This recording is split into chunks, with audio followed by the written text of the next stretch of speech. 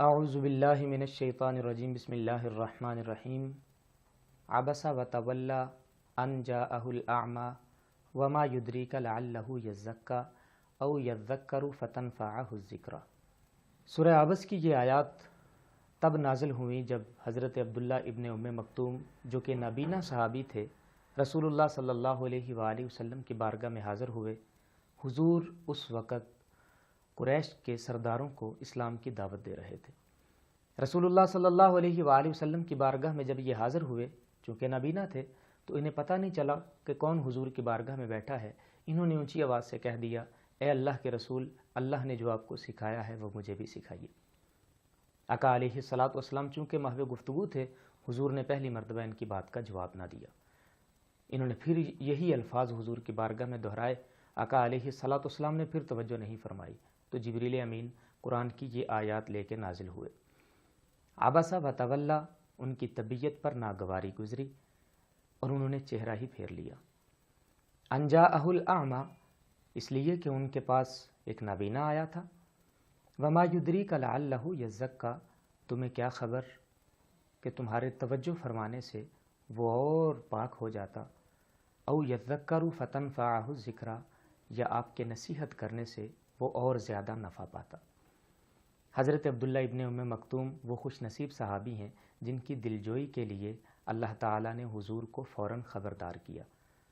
یہ آیات نازل ہونے کے بعد صحابہ فرماتے ہیں جب بھی حضرت عبداللہ ابن ام مکتوم آقا علیہ الصلاۃ والسلام کی بارگاہ میں حاضر ہوتے تھے تو حضور فوراً فرماتے تھے، مرحباً بمن عاتبنی فیہ ربی، خوش آمدید اے وہ شخص جس کے بارے میں میرے رب نے مجھ پر عتاب فرمایا۔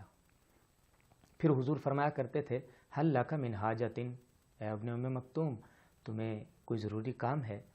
یہ وہ خوش نصیب صحابی ہیں جو سابقین اولین میں بھی شامل ہیں۔ یہ حضرت سیدہ خدیجۃ الکبریٰ رضی اللہ تعالی عنہا ان کے ماموزاد بھائی بھی ہیں۔ انہیں ام مکتوم کا بیٹا کیوں کہا جاتا ہے؟ مکتوم ہوتا ہے چھپا ہوا۔ حضرت عبداللہ ابن ام مکتوم کی والدہ جو ہیں وہ ام مکتوم کے نام سے اس وجہ سے مشہور ہوئی کہ انہوں نے ایک ایسے بیٹے کو جنم دیا تھا جس کی آنکھیں چھپائی گئی تھیں۔ بعض روایت میں یہ آتا ہے کہ ام مکتوم جو تھا یہ حضرت عبداللہ ابن ام مکتوم کی دادی جو تھیں یہ ان کا نام تھا، لیکن بعد میں ان کی ماں کے نام سے مشہور ہو گیا۔ حضرت سیدنا عبداللہ ابن ام مکتوم حضرت سیدنا بلال حبشی رضی اللہ تعالیٰ عنہ کی طرح آقا علیہ الصلاۃ والسلام کے مؤذن تھے۔ انہیں دوسرے مؤذن رسول ہونے کا شرف بھی حاصل ہے۔ آقا علیہ الصلاۃ والسلام جب مدینہ سے کہیں باہر تشریف لے جاتے تھے تو حضور ان کو اپنا نائب مقرر کر کے جاتے تھے۔ حضور کی واپسی تک مسلمانوں کے معاملات انہی کے سپرد ہوتے تھے اور مسجد نبوی کی امامت بھی یہی کروایا کرتے تھے۔ یہ وہ خوش نصیب صحابی ہیں جن کے بارے میں حضرت زید بن ثابت فرماتے ہیں کہ میں حضور کی بارگاہ میں بیٹھا تھا کہ حضور مجھے سورۃ النساء کی اس آیت کا املا کروا رہے تھے، لا یستوی القاعدون من المؤمنین والمجاہدون فی سبیل اللہ، وہ ایمان والے جو گھروں میں بیٹھے رہتے ہیں اور جو اللہ کی راہ میں جہاد کرتے ہیں یہ برابر نہیں ہو سکتے۔ حضرت عبداللہ ابن ام مکتوم تشریف لائے، انہوں نے یہ آیت سن لی۔ آقا علیہ الصلاۃ والسلام کی بارگاہ میں عرض کرنے لگے، یا رسول اللہ صلی اللہ علیہ وآلہ وسلم، اگر میں نابینا نہ ہوتا تو میں آپ کے ساتھ جہاد میں ضرور جاتا۔ حضرت زید بن ثابت فرماتے ہیں دوبارہ پھر حضور پر وحی کی کیفیت جو ہے وہ طاری ہو گئی اور حضور کی ران مبارک میری ران کے اوپر تھی۔ وحی کی کیفیت کی وجہ سے مجھے محسوس ہوا، اتنا وزن محسوس ہوا کہ مجھے لگا جیسے میری ٹانگ جو ہے وہ کچلی جائے گی۔ فرماتے ہیں کچھ دیر یہ کیفیت رہی اور پھر اس کے بعد وحی کی کیفیت جاتی رہی۔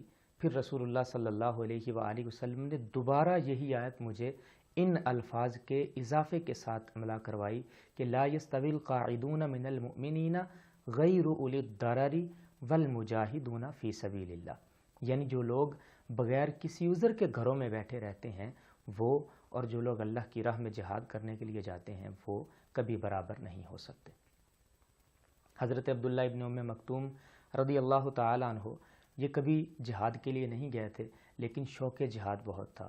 حضرت سیدنا فاروق اعظم رضی اللہ تعالیٰ عنہ کے زمانے میں جنگ قادسیہ میں ان کو یہ جہاد کا شوق کشاں کشاں کھینچ لایا۔ حضرت انس رضی اللہ تعالیٰ عنہ فرماتے ہیں کہ میں نے وہاں ان کو اس حالت میں دیکھا کہ انہوں نے لوہے کی زرہ پہنی ہوئی تھی اور اپنے ہاتھ میں جھنڈا پکڑا تھا. چونکہ یہ تلوار تو چلا نہیں سکتے تھے، شمشیر زنی تو کر نہیں سکتے تھے، تو جھنڈا پکڑنے کا کام جو ہے یہ انہوں نے اپنے ذمہ لیا.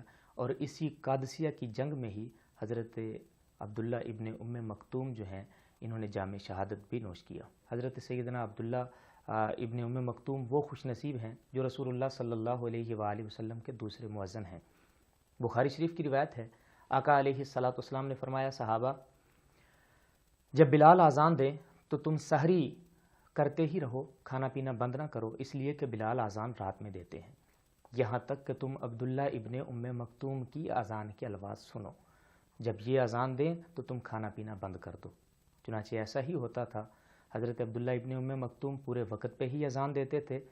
الباری میں ایک روایت نقل کی گئی ہے کہ حضرت عبداللہ ابن مکتوم حالانکہ نابینا تھے لیکن کبھی ایسا نہیں ہوا تھا. آقا علیہ الصلاۃ والسلام کی معیت اور حضور کے قرب کی وجہ سے اللہ نے ان کو یہ توفیق عطا فرمائی تھی کہ انہیں پورے ٹائم کا پتہ چل جاتا تھا اور یہ طلوع فجر کی اذان میں کبھی بھی خطا نہیں کرتے تھے، پورے وقت پر اذان دیا کرتے تھے.